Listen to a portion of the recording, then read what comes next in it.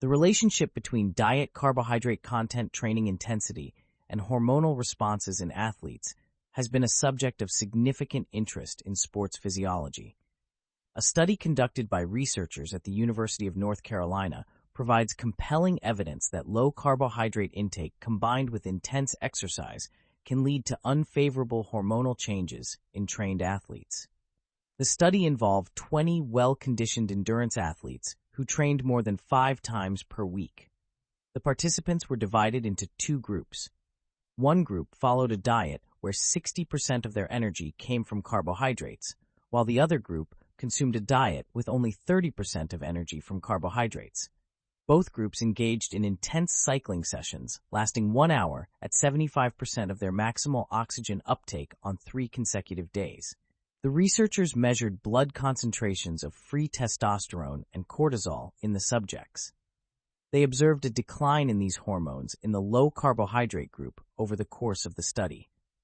The ratio of free testosterone to cortisol is of particular interest to sports scientists as it can indicate anabolic or catabolic states in the body. This ratio remained relatively stable in the control group, but decreased rapidly in the low-carbohydrate group. These findings highlight the importance of adequate carbohydrate intake for athletes engaging in intense training. When the body lacks sufficient glucose for energy during strenuous exercise, it may increase cortisol production. Cortisol is a stress hormone that can stimulate the conversion of proteins into glucose. While this process provides energy, it can also lead to muscle breakdown and suppress testosterone production.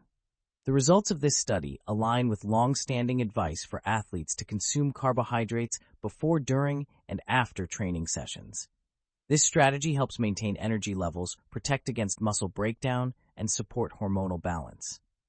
However, it's important to note that the study duration was only 5 days. The body typically requires several weeks to fully adapt to a low-carbohydrate diet.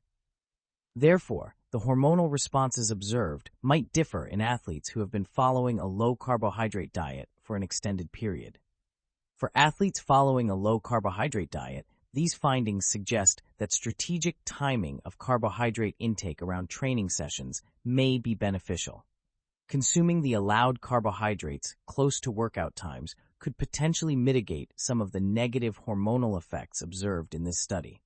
It's crucial to understand that nutritional needs can vary greatly among individuals and depend on factors such as training intensity, overall health goals, and personal physiology.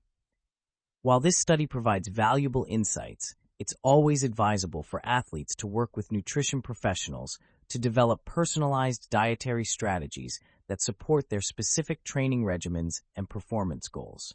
Future research in this area could explore the long-term effects of low-carbohydrate diets on athletic performance and hormonal balance. Additionally, investigating how different types of exercise and varying intensities interact with dietary composition could provide more nuanced guidance for athletes and coaches. In conclusion, this study underscores the complex interplay between diet, exercise, and hormonal responses in athletes. It highlights the potential risks of combining intense training with very low carbohydrate intake, particularly in terms of testosterone and cortisol levels. As our understanding of sports nutrition continues to evolve, it's clear that careful consideration of both diet composition and timing remains crucial for optimizing athletic performance and overall health.